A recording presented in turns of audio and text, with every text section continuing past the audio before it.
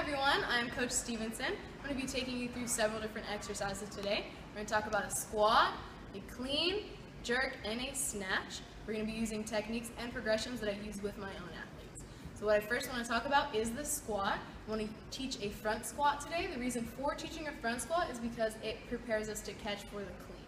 So before we even put a barbell in an athlete's hand, what I want to make sure is that their technique is appropriate. I don't want to load them up without them having the proper body mechanics. We want to start bottom up. We're going to go with the feet first. We want to position the feet about shoulder width apart. Full contact with the full foot. Screw the feet into the ground. That's going to light up the glutes, and that's going to prepare us for this lower body movement. Talking about core or spinal integrity, we want to make sure that there's not too much arching of the lower back, and we don't want to see any rounding of the shoulders during the squat. So we want to keep that core tight, maintain spinal integrity. What I like to do is I like to position the arms out in front. That's going to give us the sit back feeling when we come down into that squat. For these 3 squats, we're going to go on cadence, 3 seconds down, pause at the bottom, push straight back up. Arms out, feet are screwed into the ground, core is tight, and we're coming down. 3, 2, 1. At the bottom, knees are tracked over that second toe, pushing straight back up. And again, 3, 2, 1. Again, knees out, push straight back up. Last time. 3, 2, 1. And push straight back up. If an athlete is able to do that, we'll go ahead and put the bar in their hands. What I like to teach is a no hands front squat. The reason I like to teach that is it helps us keep the elbows up for that front squat, and it's also going to give the athlete a little bit of feedback as to what their torso is doing during that squat. We don't want to see the chest come forward, otherwise that bar is going to roll off. We'll get that bar up there. One hand at a time. Position the feet, shoulder width apart, screw the feet into the ground, get that core tight. Same thing, down on a 3 count. 3, 2, 1. Bar stays on my shoulders, and come back up one more time. 3, 2, 1, and come back up.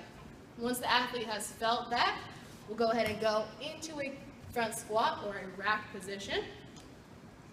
We're going to get the elbows up, position that bar on the shoulders. Hands are helping keep that bar there, but the weight is not on the wrists. Same thing, we're going to slow down. 3, 2, 1, and back up. One more time. 3, 2, 1, and back up. And that is a front squat. From there, what we want to talk about before getting into the Olympic list is an RDL position or a hip hinge position. If an athlete is not able to hip hinge, they are not going to be able to do those Olympic lifts. So we want to teach that RDL. Body weight first. For this, we're going to position the feet underneath the hips, so slightly more narrow. Screw them into the ground. We are going to bend the knees. From here, still maintaining that spinal integrity, we are going to use the hips to take our body back. Hip hinge backward. We want to look straight forward, feeling that pressure in the glutes and the hamstrings, and pulling straight back up. If an athlete has no problem with that movement, we'll go ahead and use the barbell. With the bar in the hands, position the feet, screw the feet into the ground. We want to get a good strong grip on this barbell, try to break the barbell, and that's going to engage our back. Bend up the knees. We're going to take that barbell straight down, maintaining contact with the thigh. 3, 2, 1. All the pressure is in my hamstrings and my glutes, and I am squeezing both to come back up. 2 more times. 3, 2, 1. And back up. 3, 2, 1. And squeeze to come back up. If an athlete has no problem with that hip hinge position, we'll go ahead and go into those Olympic lifts. We're going to talk about our first Olympic lift. We're going to talk about the PowerClean. PowerClean start position is going to be that RDL position that we just talked about. Feet right underneath the hips. Screw the feet into the ground. Break that bar with the arms. First thing that we're going to do is a clean pull, which entails triple extension of the hip, knee, and ankle with an aggressive pull from the arms. We're going to go from position 1 that we just learned. Here. 1, pull, get up. 1, pull. One more time. 1, pull. From that pull, we want to go into a catch from position 1. The catch from position 1 is going to be the same as that front squat that we talked about at the beginning. We want to catch the bar on the shoulders, bring the elbows around quickly. We want butt back, core tight. Catch from position 1. And back. On all of these lifts, we want to look ahead at the horizon to start off. 1, pull, and one more time.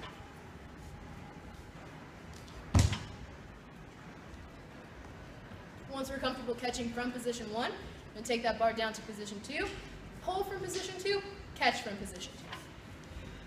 Setup's the same. 1, 2, and pull. We want to pull straight back from position 1. 1, 2, hitting position 1 along the way. 1, 2. Once we're comfortable with that, we're going to go into a catch from position 2. Catch is the same.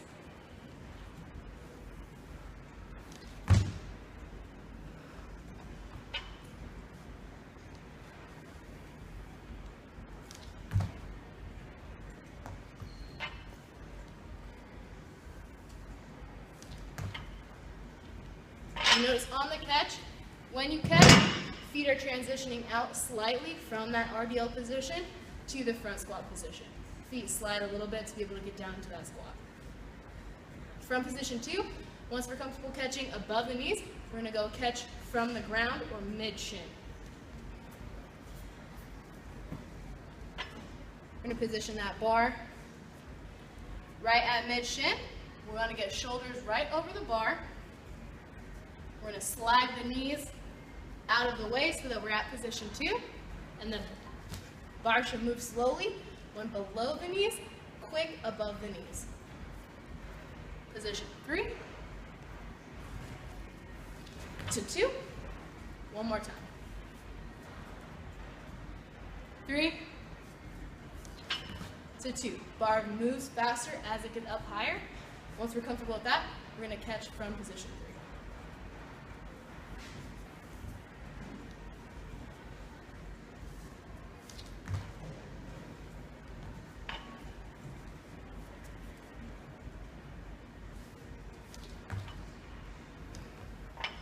And one last time.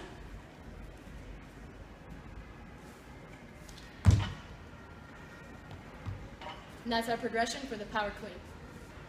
Once we've learned the clean and we're comfortable with the rack position, from there we can go into progression for the jerk. We're going to bring that bar up to rack position. We're going to position the hands slightly wider than we did for the clean and bring the elbows down just a little bit.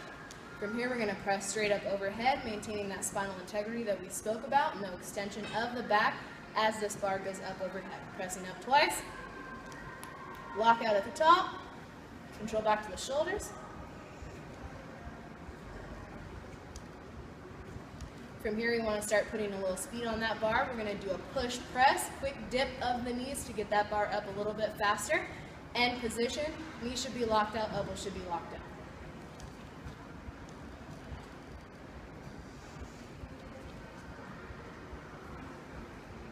Comfortable with both of these positions, we can go into a push jerk, which entails dropping under the bar. We're going to push ourselves under that bar quickly and land in a power position, hips and knees both bent. Start position is the same. Quick dip, push under the bar. Stand up, reset.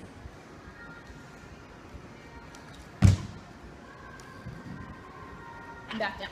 From here, we want to go into a progression for a split jerk. We want to emphasize forward motion of the front foot, backward motion of that back foot. End position should be right here. Most of the weight should be on that front foot. Back knee should be slightly bent. To get out of this position with bar overhead, we want to push back slightly with that front foot, meet with the back foot, bring that bar back in. Start position is going to be the same. Rack, slightly wider, elbows down, quick dip and split. Press back with the front foot, and back down. One more time.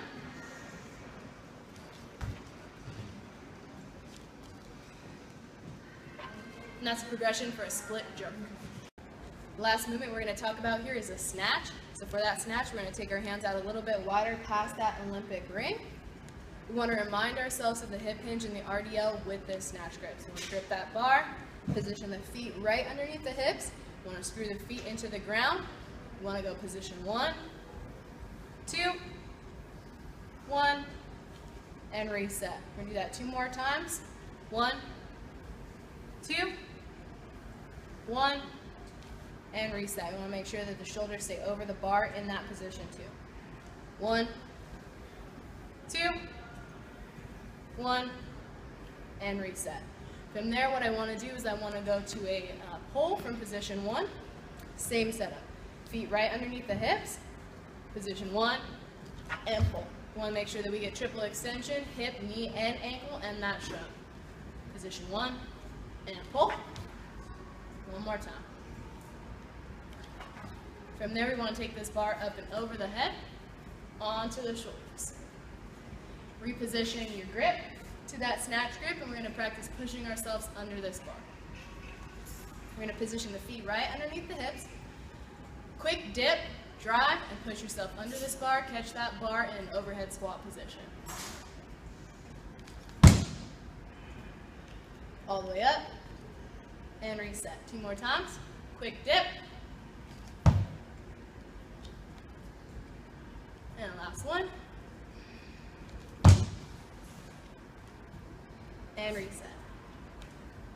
From there, we're going to put those 2 together and we're going to catch from position 1. Setup is the same every time.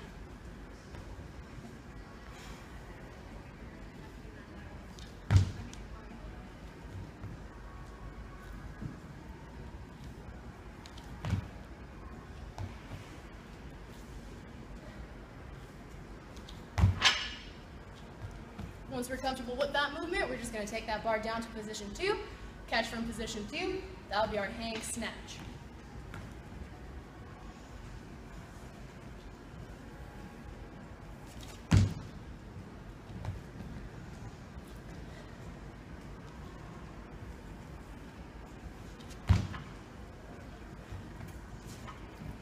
And that's our progression for our hang snatch.